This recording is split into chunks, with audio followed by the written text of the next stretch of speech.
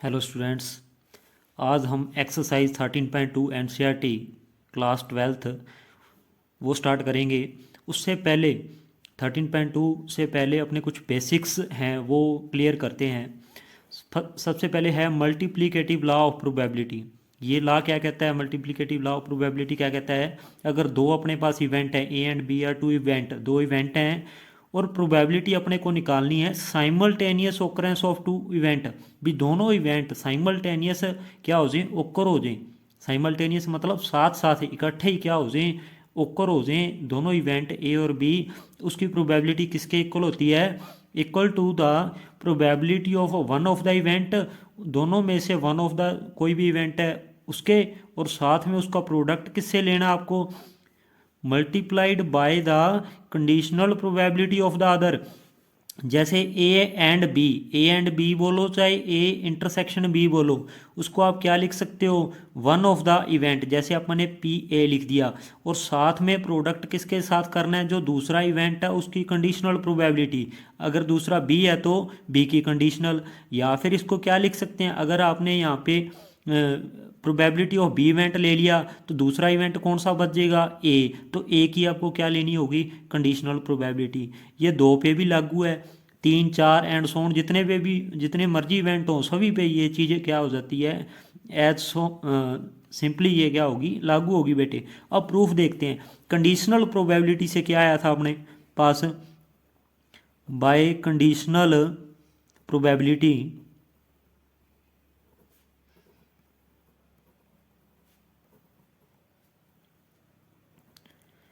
Conditional probability से अपने पास था पी ए बाय में बी किसके इक्वल था? P A intersection B divide में क्या था बेटे? डिवाइड में था बी है तो यहाँ प्रोबेबिलिटी ऑफ बी। ये कंडीशनल प्रोबेबिलिटी से आया था, ठीक है अपने पास। तो यहाँ से इम्प्लाई क्या हो जाएगा? विच इम्प्लाइज बेटे क्रॉस मल्टीप्लाई कर दो। पी बी इधर आके क्या हो जाएगा? क्रॉस मल्टीप्लाई करेंगे तो पी बी मल्टीप्लाई में क्या होगा? P A by B. ठीक है, इन दोनों की मल्टीप्लाई, इसके नीचे कुछ नहीं है तो वन की किससे हो जाएगी? पी ए इंटरसेक्शन बी से। तो पी ए इंटरसेक्शन बी की वैल्यू क्या आ गई? P B multiplied by P A by B. ये रहा सेकेंड रिजल्ट आपने प्रूव कर लिया। सिमिलरली आपका क्या हो सकता है? कंडीशनल प्रोबेबिलिटी अगर बी बाय ए की बात करें बेटे, वो किसके बराबर होता है? P A intersection B divide में क्या आता है? P A. दोनों साइड क्रॉस मल्टीप्लाई कर दो, पी ए की किससे होगी? बी बाय ए से हो जाएगी। P A multiplied by probability of B by A equal to क्या आ गया? पी ए इंटरसेक्शन बी आ गया। ये अपना फर्स्ट रिजल्ट था। देखो A intersection B equal to P A multiply by B by A. ये दोनों इवेंट अपने प्रूफ ज़्यादा ज़रूरी नहीं है बेटे। आपको ये प्रॉपर्टी है ना जो आपकी मल्टीप्लिकेटिव लॉ ऑफ प्रोबेबिलिटी है, ये आपको याद रखनी है। अगर दो है तो दो पे लागू है, तीन है चार है सभी पे ये प्रॉपर्टी लागू हो जाती है। इंटरसेक्शन बोलो चाहे आप एंड बोलो, चाहे simultaneous occurrence of the events बोलो, बात एक ही है। नाउ नेक्स्ट मूव ऑन करेंगे हम इंडिपेंडेंट इवेंट्स के बारे में पढ़ेंगे। इंडिपेंडेंट इवेंट कौन से होते हैं? दो इवेंट अपने पास, उनको इंडिपेंडेंट कब बोलेंगे? If the occurrence of one event does not effect the probability of occurrence of other. अगर एक इवेंट का ओकरेंस दूसरे इवेंट की ओकरेंस की प्रोबेबिलिटी को इफेक्ट नहीं करता तो उसको बोलते हैं इंडिपेंडेंट इवेंट्स। और इसमें नोट क्या आपका? पी ए बाय बी का मीनिंग क्या है? Probability of A when B has happened. जब आपका बी क्या हो चुका हो? हैपन हो चुका हो, तो वो किसके इक्वल आ जाता है? प्रोबेबिलिटी ऑफ ए। यानी बी का हैपनिंग का, अगर ए की प्रोबेबिलिटी निकालनी है जब बी ऑलरेडी हैपन है, तो बी अगर इवेंट ए को इफेक्ट नहीं कर रहा तो simply P A by B किसके इक्वल होगा? पी ए के इक्वल होगा। और अगर बी बाय ए है, ए इसको इफेक्ट नहीं कर रहा, तो प्रोबेबिलिटी ऑफ बी बाय ए बोलो चाहे प्रोबेबिलिटी आप सिंपल बी बोलो, बात एक ही है। कब होगा ये? जब ए एंड बी आर आपके क्या हों, इंडिपेंडेंट इवेंट्स हों। अब एग्जांपल लेते हैं इसका। अपने पास मान लो रेड बॉल 3 हैं, 3 रेड बॉल्स हैं, 2 ब्लैक बॉल हैं, ठीक है। 2 ब्लैक बॉल्स हैं अपने पास ये। अपने 2 बॉल्स आर ड्रॉन, या लिख लेते हैं 2 balls are drawn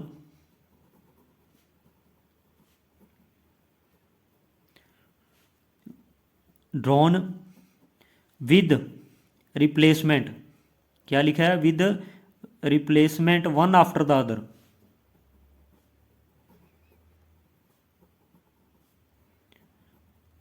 one after the other, 2 ball निकाली है आपने, प्रोबेबिलिटी निकालनी है। Find probability that first ball is red and second ball क्या है? Second ball is black. इसकी आपको प्रोबेबिलिटी निकालनी है। मान लो ये क्वेश्चन आपके पास, तो देखो 2 balls are drawn with replacement की बात है बेटे। फर्स्ट बॉल जो आपने निकाली है उसकी प्रोबेबिलिटी क्या आएगी? मान लो ए इवेंट, मान लो भी फर्स्ट बॉल क्या आए? फर्स्ट बॉल आपकी क्या आ जाए? रेड आ जाए। बी इवेंट नाम दे दो भी आपकी सेकंड बॉल क्या आए? सेकंड बॉल कौन सी आ जाए? ब्लैक आ जाए। ये 2 इवेंट हैं। तो प्रोबेबिलिटी ऑफ ए किसके इक्वल होगा? देखो रेड बॉल कितनी है? 3 है, तो टोटल बॉल कितनी है? 3 और 2 5, तो 3 बाई क्या आ गया? 5 आ गया। प्रोबेबिलिटी ऑफ बी देखो, अपने बॉल ना जो पहले निकाली है रेड वाली, वो निकाल के वापस उसी बैग में रख दी है, तो टोटल में कोई चेंज नहीं होगा। टोटल कितनी रहेंगी? 5 रहेंगी। ब्लैक कितनी है? 2 है, तो 2 बाई 5। देखो पहले वाली निकालने के बाद आपने वापस रख दी है, इसलिए उसने दूसरे वाली प्रोबेबिलिटी जो किसकी आई?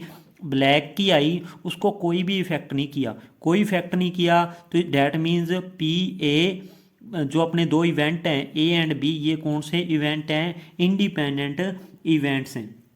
ये कौन से इवेंट हैं? इंडिपेंडेंट इवेंट्स हैं। अगर यहाँ पे वर्डिंग थोड़ी चेंज कर देते हैं, विद रिप्लेसमेंट की जगह लिख देते हैं विदाउट रिप्लेसमेंट, यानी कि रिप्लेस आपने नहीं किया, तो फर्स्ट आपका क्या रहेगा? 3 बाई 5। लेकिन जब दूसरी बॉल आप क्या निकालते हो? ब्लैक निकालते हो, सेकंड वाली, तो देखो ब्लैक तो 2 ही है, 2 रहेगा, लेकिन टोटल आपका कम हो जाएगा।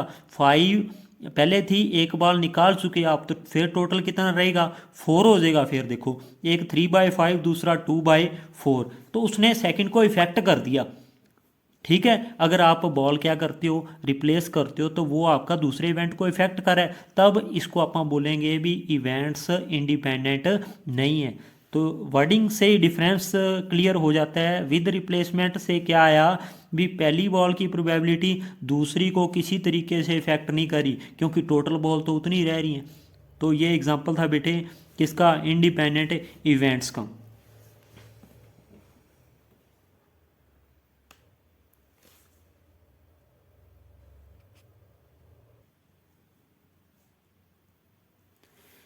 बेटे नेक्स्ट अपना ही प्रॉपर्टी है इंडिपेंडेंट इवेंट्स की। अगर if A and B are independent events, then क्या हो? पी ए इंटरसेक्शन बी किसके इक्वल आ जाता है? P A dot P B के इक्वल आ जाता है, अगर दोनों इवेंट क्या हो? आपके इंडिपेंडेंट इवेंट हो। ये प्रॉपर्टी को आपने रिमेंबर रखना है। अब इसका प्रूफ देखो, प्रूफ कैसे होगा।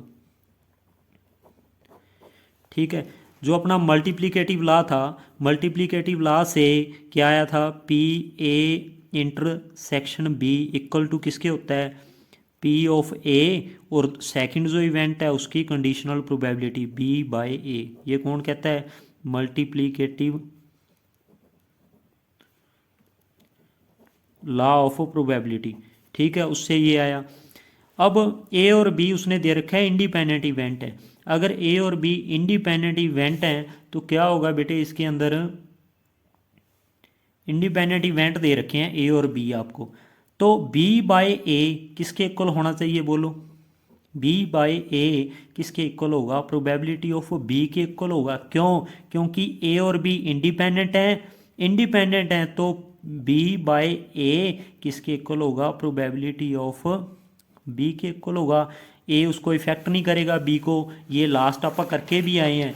ये देखो बी ए बाय बी किसके इक्वल होता है, पी ए के, अगर इंडिपेंडेंट इवेंट हैं। और बी बाय ए को आप सिंपली पी बी लिख सकते हैं अगर इवेंट्स कौन से हैं, इंडिपेंडेंट हैं। सिमिलरली यहाँ पे अपना हो गया ये क्वेश्चन, बी बाय ए को अपन ने लिखा प्रोबेबिलिटी ऑफ बी, तो ये प्रूव हो गया, यही तो प्रूव करना था। और क्या लिख सकते हो आप, पी ए इंटरसेक्शन बी किसके इक्वल हो सकता है बेटे, प्रोबेबिलिटी ऑफ बी और प्रोबेबिलिटी ऑफ ए बाय में बी। ठीक है, यही आपका कौन कहता है, मल्टीप्लिकेटिव लॉ कहता है ये बात। और P B A by B लिखो या सिंपली प्रोबेबिलिटी ए लिखो, क्योंकि इंडिपेंडेंट आपके ये इवेंट्स हैं, पी बी पी ए। तो मीनिंग क्या हुआ, ए इंटरसेक्शन बी को आप चाहे लिखो probability A dot P B या फिर P B dot probability of क्या लिख दो, ए लिख दो, बात एक ही है। अब इस लॉ का हम क्वेश्चंस में यूज़ करेंगे, तो आपने ये प्रॉपर्टी ध्यान में रखनी है इंडिपेंडेंट में। अगर इंडिपेंडेंट इवेंट हैं तो उनकी साइमल्टेनियस प्रोबेब क्या होगी, P of A multiplied by P of B. Students next हम स्टार्ट करेंगे 13.2 का क्वेश्चन नंबर 1। प्रोबेबिलिटी ए की 3/5 है, बी की 1/5 है। ए इंटरसेक्शन बी आपको फाइंड करना है और A and B independent event दे रखे हैं। अगर दोनों आपको क्या दे रखे हैं बेटे, इंडिपेंडेंट इवेंट दे रखे हैं, तो पी ए इंटरसेक्शन बी जो प्रॉपर्टी होती है इंडिपेंडेंट इवेंट की, उसके हिसाब से फिर पी ए इंटरसेक्शन बी किसके इक्वल आएगा, P A multiply by probability of B. P A कितना है आपका 3/5 और पी बी की कितनी है 1/5। प्रोडक्ट करो 3 1 ज़ा 3 और 5 5 ज़ा कितना आ गया 25, that is the answer. Now second question, 2 card are drawn at random and without replacement from a pack of 52 card. 52 card में से 2 कार्ड निकाले गए हैं, रिप्लेस नहीं किए वापस, एक बार एक जो निकाल लिया फिर उसके बाद उसको वापस से उसी बॉक्स वगैरह में नहीं रखा है। Find the probability that both the cards are black, दोनों कार्ड क्या आए, ब्लैक आए। लेट ए इवेंट अपना मान लो, फर्स्ट कार्ड इज क्या आए, first card is black, A event मान लिया। और बी का मीनिंग सेकंड कार्ड भी क्या है, सेकंड कार्ड इज ब्लैक। तो आपका जो लॉ ऑफ मल्टीप्लिकेटिव लॉ है प्रोबेबिलिटी का, वो क्या कहता है, बोथ की निकालनी है। Probability that both card are black, both का मतलब क्या है, ए इंटरसेक्शन बी, ये है बोथ का मीनिंग, मतलब दोनों साइमल्टेनियस आए। ये साइमल्टेनियस बोले, बोथ बोले या एंड बोले, डैट मीन्स आपको इंटरसेक्शन निकालनी है। P A intersection B, multiplicative law क्या कहता है, प्रोबेबिलिटी किसकी, प्रोबेबिलिटी ऑफ ए इनटू में क्या लिखोगे, प्रोबेबिलिटी ऑफ बी बाय में क्या लिखोगे, ए, यही कहता है मल्टीप्लिकेटिव लॉ। अब यहाँ पे आपने इंडिपेंडेंट नहीं लगा देना, क्योंकि इंडिपेंडेंट के बारे में अभी तक आप कुछ नहीं कह सकते इसमें, क्योंकि जो कार्ड निकाला है बाद में उसको वापस से उसी बॉक्स में नहीं रखा। अगर वापस रख देंगे फिर तो श्योरली इंडिपेंडेंट है, तो आप मल्टीप्लिकेटिव लॉ लगाओगे यहाँ पे। पी ए की प्रोबेबिलिटी देखो क्या है, फर्स्ट कार्ड ब्लैक, ब्लैक कितने हैं, 2 कार्ड ब्लैक कितने होते हैं बेटे, टोटल आपके कितने होते हैं ब्लैक, 26 होते हैं। तो 26 और वैसे टोटल कार्ड्स कितने हैं, कार्ड्स होते हैं 52, तो ब्लैक की क्या आ गई 26 बाय में 52, क्योंकि ब्लैक कार्ड कितने होते हैं 26 और रेड भी 26 होते हैं, तो 26 बाय में 52। अब आपको क्या निकालना है, बी बाय ए। जब ए इवेंट हो चुका, जब ये वाला इवेंट हो चुका, आप एक कार्ड निकाल चुके बेटे, बाद में आपके पास कार्ड कितने रह गए 51 रह गए ना, एक कार्ड कम हो गया, ठीक है, एक कार्ड कम हो चुका, तो तब जाके ब्लैक कितने आपके पास, ब्लैक कितने थे वैसे 26 थे, लेकिन एक आपने फर्स्ट अटैम्प्ट में निकाल लिया, फिर आपके पास सेकंड टाइम ब्लैक कितने बचे 25 बचे। अगर आप ये नहीं भी लिखना चाहते तो डायरेक्ट भी लिख सकते हो, ठीक है। तो अब कैंसिल आउट कर दो अगर कोई होता है तो, 13 2 ज़ा 13 4 जा, ठीक है, और कोई कैंसिल, हाँ ये 2 1 जा 2 2 जा, तो 25 बाई में क्या आ गया 51 इंटू 2 करोगे कितना आएगा 100, आपका 2 आ जाएगा। ये प्रोबेबिलिटी आ गई ए इंटरसेक्शन बी, या साइमल्टेनियस आपके दोनों ही क्या हो जाए, बोथ कार्ड क्या हो जाए ब्लैक, उसकी प्रोबेबिलिटी आ गई। तो यहाँ ध्यान देने वाली बात है, इंडिपेंडेंट वर्ड का उसने कहीं जिक्र नहीं किया, तो आपने इंडिपेंडेंट लॉ नहीं लगाना, एक बार आपने किससे मल्टीप्लिकेटिव लॉ से लिख देना उसको।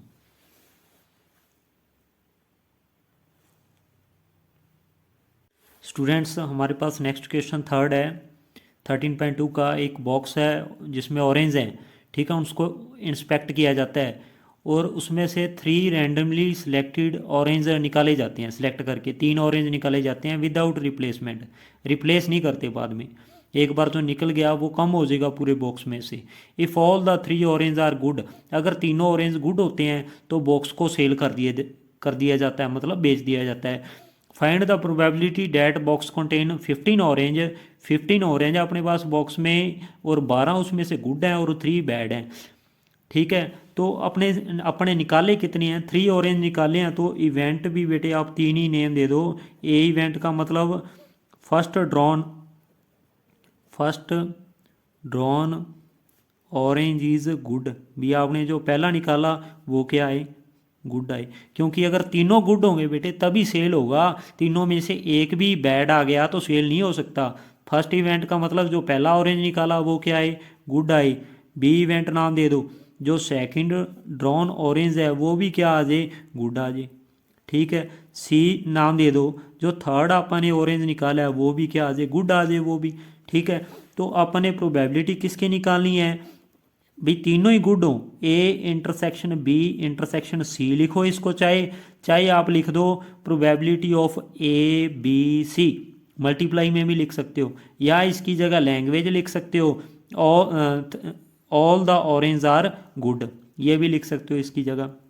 तो इंटरसेक्शन का मीनिंग है भी तीनों ही साइमल्टेनियसली क्या हो गुड हो। तो 2 वाला अपन ने किया था, 3 वाला फार्मूला देखो कैसे होगा, प्रोबेबिलिटी की किसकी आएगी ए की, फिर अगर बी की बात करोगे तो probability of B when A has already occurred, multiplicative law लगा रहे हैं यहाँ पे। फिर सी की कैसे आएगी, प्रोबेबिलिटी ऑफ सी व्हेन जब ए भी हो चुका है और बी भी हो चुका है तो ए बी लिख दोगे, इसका मीनिंग है probability of C when event A and B have happened. A B ऐसे मल्टीप्लाई में भी लिख सकते हो आप ए इंटरसेक्शन बी में भी लिख सकते हो, बात एक ही है, दोनों का मीनिंग क्या है सेम है। आप बीच में इंटरसेक्शन भी लगा सकते हो और सिंपली ए बी भी लिख सकते हो। अब देखो प्रोबेबिलिटी ए की, फर्स्ट गुड आए, गुड वाले कितने हैं आपके पास, यहाँ लिख लो गुड वाले कितने अपने पास, टोटल गुड वाले 12 हैं, बैड वाले कितने हैं 3 हैं, और टोटल कितने हैं 15 हैं। तो फर्स्ट वाला गुड आ जाए, गुड के कितने थे 12, टोटल कितने हैं 15, 12 बाई 15, ठीक है। अब अपने पास जब एक निकाल लिया अपने ऑरेंज, तो सेकंड टाइम ऑरेंज कितने रह गए, ऑरेंज आपके पास 14 रह गए टोटल, ठीक है। और गुड वाला भी, गुड वाले कितने रह गए 12 थे, एक अपने पहले निकाल लिया तो गुड वाले कितने रह गए फिर 11 रह गए। तो प्रोबेबिलिटी ऑफ बी जब ए इवेंट हो चुका है तब बी की प्रोबेबिलिटी क्या आई है 11 बाई में 14। अब सी की बात करते हैं, जब ए बी दोनों हो चुके, दोनों का मतलब 2 ऑरेंज निकल चुके हैं, टोटल 15 में से 2 निकल गए तो कितने आ गए पीछे 3 आ गए। और कौन से दोनों निकले हैं ए और बी, कौन से निकले हैं गुड वाले निकले हैं, गुड वाले 12 थे, 2 निकल गए तो पीछे कितने रह गए 10 रह गए, ठीक है। तो 10 बाई 13 इसको कैंसिल आउट कर दो, 3 4 जा 3 5 जा 5 1 जा और 5 2 जा, 2 1 जा 2 7 जा 11 4 जा कितना आ गया 44 बाय में 13 7 जा कितना आ गया आपका 91। तो ये आपका क्वेश्चन नंबर 3 है।